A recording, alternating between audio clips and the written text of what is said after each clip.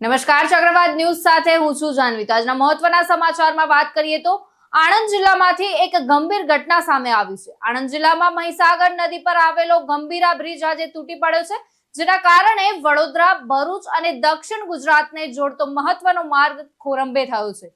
આ ઘટનામાં 2 ટ્રકો નદીમાં ખાબક્યા હોવાનું જાણવા મળ્યું છે, જેમાં એક ટ્રક બ્રિજના છેડે લટકતું જોવા મળ્યું, જ્યારે બીજું ટ્રક નીચે પાણીમાં ખાબક્યું. તો આ દુર્ઘટનાને કારણે આણંદનો દક્ષિણ ગુજરાત સાથેનો સંપર્ક પણ કપાઈ ગયો છે. કોંગ્રેસ નેતા અમિત ચાવડાએ ટ્વિટર પર પોસ્ટ કરી કે આણંદ અને વડોદરા જિલ્લાને જોડતો મુખ્ય ગંભીરા બ્રિજ તૂટી પડ્યો છે અને અનેક વાહનો નદીમાં પડતા મોટી જાનહાનિ થઈ હોવાની શક્યતા છે. સરકારી તંત્રને તાત્કાલિક બચાવ કામગીરી હાથ ધરવા અને ટ્રાફિક માટે વૈકલ્પિક વ્યવસ્થા કરવા અપીલ કરવામાં આવી છે. તો પ્રાથમિક માહિતી અનુસાર બ્રિજની જર્જરિત હાલતને કારણે આ દુર્ઘટના સર્જાઈ હોવાનું મનાય છે. તો રેસ્ક્યુ ઓપરેશન શરૂ કરવામાં આવ્યું છે અને સ્થાનિક વહીવટીતંત્ર દ્વારા બચાવ કાર્યવાહી હાથ ધરાઈ છે. ત્યારે આ ઘટનામાં 8 લોકોના મોત નીપજ્યા હોવાની માહિતી સામે આવી રહી છે. તો આ ઘટનાએ વડોદરા અને આણંદ વચ્ચેના ટ્રાફિક પર મોટી અસર પહોંચાડી છે અને વૈકલ્પિક માર્ગોની વ્યવસ્થા કરવાની માંગ ઉઠી છે અને હજી વધુ વિગતોની રાહ જોવાઈ રહી છે અને સ્થાનિક અધિકારીઓ પરિસ્થિતિ પર નજર રાખી રહ્યા છે.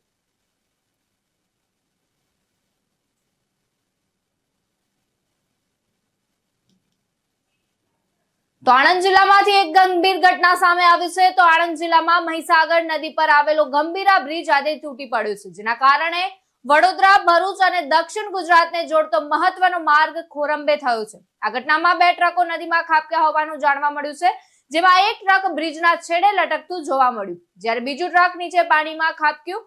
તો આ દુર્ઘટનાને કારણે આણંદનો દક્ષિણ ગુજરાત સાથેનો સંપર્ક પણ કપાઈ ગયો છે. કોંગ્રેસ નેતા અમિત ચાવડાએ ટ્વીટ કરી છે કે આણંદ અને વડોદરા જિલ્લાને જોડતો મુખ્ય ગંભીરા બ્રિજ તૂટી પડ્યો છે અને અનેક વાહનો નદીમાં પડતા મોટી જાનહાનિ થઈ હોવાની શક્યતાઓ છે. સરકારી તંત્રને તાત્કાલિક બચાવ કામગીરી હાથ ધરવા અને ટ્રાફિક માટે વૈકલ્પિક વ્યવસ્થા કરવા અપીલ કરવામાં આવી છે. તો પ્રાથમિક માહિતી અનુસાર બ્રિજની જર્જરિત હાલતને કારણે આ દુર્ઘટના સર્જાઈ હોવાનું મનાય છે અને રેસ્ક્યુ ઓપરેશન શરૂ કરવામાં આવ્યું છે અને સ્થાનિક વહીવટીતંત્ર દ્વારા બચાવ કાર્યવાહી હાથ ધરાઈ છે. ત્યારે આ ઘટનામાં 8 લોકોના મોત નીપજ્યા હોવાની માહિતી સામે આવી રહી છે. તો આ ઘટનાએ વડોદરા અને આણંદ વચ્ચેના ટ્રાફિક પર મોટી અસર પહોંચાડી છે અને વૈકલ્પિક માર્ગોની વ્યવસ્થા કરવાની માંગ ઉઠી રહી છે અને હજી વધુ વિગતોની રાહ જોવાઈ રહી છે અને સ્થાનિક અધિકારીઓ પરિસ્થિતિ પર નજર રાખી રહ્યા છે. મહીસાગર નદી ઉપર જે ગંભીરા બ્રિજ છે, એમને સવારે 7:45 આસપાસ કોલેપ્સ થયો હતો. એમની અંદર 2 પિલર વચ્ચેના ભાગનો સ્લેબ જે છે એ ઢળી પડ્યો છે. એમની અંદર પ્રાથમિક રીતે આપણને જે માહિતી મળે છે એ મુજબ 2 ટ્રક્સ, 2 ત્યાં ઇકોવાન અને એ સિવાય એક પિકઅપ વાન અને અન્ય વેહિકલ્સ ત્યાં એમાં અંદર પડ્યા છે. રેસ્ક્યુ ઓપરેશન ચાલી રહ્યું છે. આપણે 5 લોકોને બહાર કાઢ્યા છે. અન્ય રેસ્ક્યુ ઓપરેશન ચાલે છે. વિગતવાર માહિતી આપને આપીશું. અગત્યનું અત્યારે રેસ્ક્યુ ઓપરેશન છે, આપણે ઇમરજન્સી રિસ્પોન્સ સેન્ટરની ટીમ પણ અહીંયા મોબિલાઇઝ કરી છે. આ સિવાય આપણી નગરપાલિકાની ટીમ છે, ફાયરની ટીમ છે, NDRFની ટીમને પણ આપણે અહીંયા બોલાવી છે અને સાથોસાથ આપણા તમામ વહીવટીતંત્ર, પોલીસ અને બાકી વિભાગો પણ અહીંયા છે અને રેસ્ક્યુ ઓપરેશનને આપણે પ્રાથમિકતા આપીએ છીએ. સ્થાનિક લોકો અને તરવૈયાઓ પણ આ રેસ્ક્યુ ઓપરેશનની અંદર જોડાયા છે. એટલે હાલના તબક્કે આપણી પ્રાથમિકતા આગામી 1 કલાક માટે રેસ્ક્યુ ઓપરેશન હશે. આપનો જે મુદ્દો છે કે આ બ્રિજ શા માટે કોલેપ્સ થયો, એમના વિગતવાર આપણે કારણોની આપણે જાણ પણ કરીશું, પણ હાલના તબક્કે અગત્યતા આપણી આ બ્રિજના જે રેસ્ક્યુ ઓપરેશન છે, આપણે એમને બધાને બહાર કાઢીએ અને એમની લાઈફ લોસ આપણે મિનિમાઇઝ કરી શકીએ એ દિશાનો પ્રયત્ન આપણો છે. એની વિગતો આપની સાથે શેર કરીશું, પણ અગત્યનું અત્યારે હાલના તબક્કે અત્યારે આપણું મેઇન ફોકસ રેસ્ક્યુ ઓપરેશન છે અને એના ઉપર આપણે ફોકસ કરીશું. એ વિગતો આપની સાથે ચોક્કસથી જાણ કરીશું.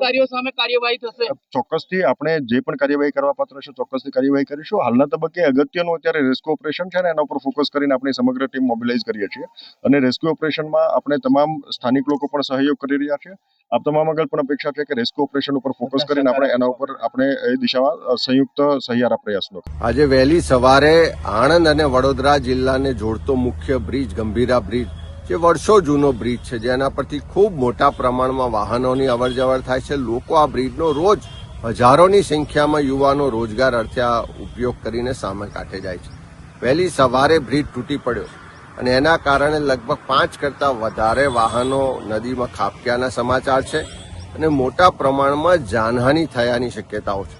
વહેલી સવારે જ કલેક્ટરશ્રી સાથે, SP સાથે ને બંને વડોદરા અને આણંદ જિલ્લાના વહીવટીતંત્ર સાથે વાત પણ કરી બચાવ કામગીરી તાત્કાલિક શરૂ કરવા માટેની રજૂઆત પણ કરી છે.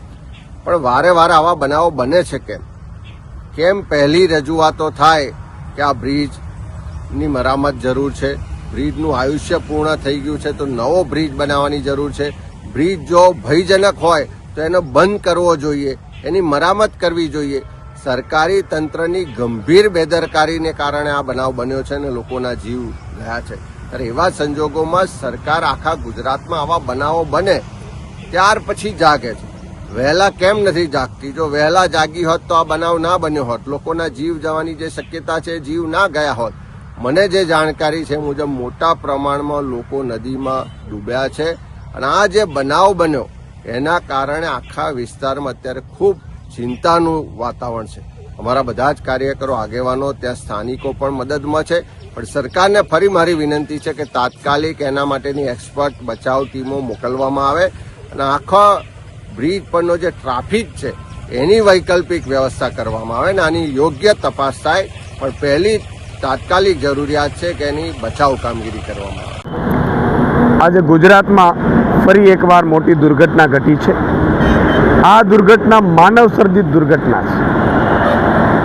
સૌરાષ્ટ્રી મધ્ય ગુજરાતના જોડતો બ્રિજ જે પાદરાના મુંજપરા પાસે ગંભીરા બ્રિજ છે એ તૂટી પડ્યો અને 4 વાહનો, ટ્રકો અને પિકઅપ વાન સહિત 4 વાહનો નદીમાં ખાબકી પડ્યા.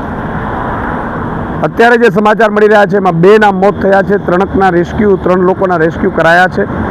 જેના મૃતકો છે એમને ભગવાન એમની આત્માને ભગવાન શાંતિ અર્પે અને ઘાયલોને તુરંત સ્વસ્થ થાય એવી મારી ભગવાનને પ્રાર્થના છે. પણ એક આમ આદમી પાર્ટીના એક સૈનિક તરીકે મારી એક સવાલ છે સરકારને, ભાજપના નેતાઓને. ટેક્સ જનતા ભરે, ટેક્સ જનતા એટલા માટે ભરે કે તમને એને વ્યવસ્થા આપો સુદૃઢ, અને વ્યવસ્થા આપવાને બહાને તમને નાણાં આપે અને એ નાણાં ભ્રષ્ટાચાર કરીને તમે ખાઈ જાઓ અને પાછા મરે પણ જનતા. આ જનતા ક્યાં સુધી આ ભાજપના ભ્રષ્ટાચારનો ભોગ બનતી રહેશે? આજે કોઈને ત્યાં બ્રિજ ઉપરથી નીકળવું કે બ્રિજ નીચેથી નીકળવું એ અસલામતી ફીલ થાય છે ભાજપના રાજમાં. આ ભાજપે કેવું ગુજરાત બનાવ્યું છે કે જે ગુજરાતમાં લોકો બ્રિજ નીચે ઊભા રહેતા પણ ડરે છે અને બ્રિજ ઉપર ચાલતા પણ ડરે છે. યાર, બ્રિજના બ્રિજ તૂટી જાય અને એ પણ ગંભીર રીતે 2 ભાગ થઈ જાય બ્રિજના, ત્યાં સુધી એમણે એક તો ભ્રષ્ટાચાર કર્યા, બીજા નંબરમાં એ જર્જરિત બ્રિજ છે કે નહીં એની ચકાસણી કોણ કરશે, એ જર્જરિત તો વાહન વ્યવહાર બંધ કેમ ન કર્યું? આ તમામ સવાલ સરકારની સામે ઉપસ્થિત થઈ રહ્યા છે. અમે નિષ્પક્ષ તપાસની માંગ કરી રહ્યા છીએ અને બીજી વાર કોઈ પણ નાગરિકનો આવી રીતે મોત ન થાય એની પણ અમે સુદૃઢ વ્યવસ્થા થાય એવી માંગ કરી રહ્યા છીએ. અને સાથે સાથે મુખ્યમંત્રીને કહેવા માંગીએ છીએ કે માત્ર ભોળપણથી રાજ્ય નથી ચાલતું, ભોળપણથી ઘર પણ નથી ચાલતું. જો તમે આ રાજ્ય ચલાવવાને સક્ષમ ના હો તો તમારે રાજીનામું આપી દેવું જોઈએ. લોકો મરી રહ્યા છે તમારા રાજમાં અને તમારા ભ્રષ્ટાચારના કારણે અને તમારા આંખ આડાકારના કારણે લોકો મરી રહ્યા છે. તમને 161 આવી એટલે એમ છે કે વિપક્ષ છે જ નહીં કાંઈ, વિપક્ષ વગરનું ગુજરાત થઈ ગયું એટલે તમને મજા પડી ગઈ એવું લાગે છે. પણ આમ આદમી પાર્ટીનો એક સૈનિક આગામી સમયમાં આ મુદ્દા પણ રસ્તા ઉપર ઉઠાવશે.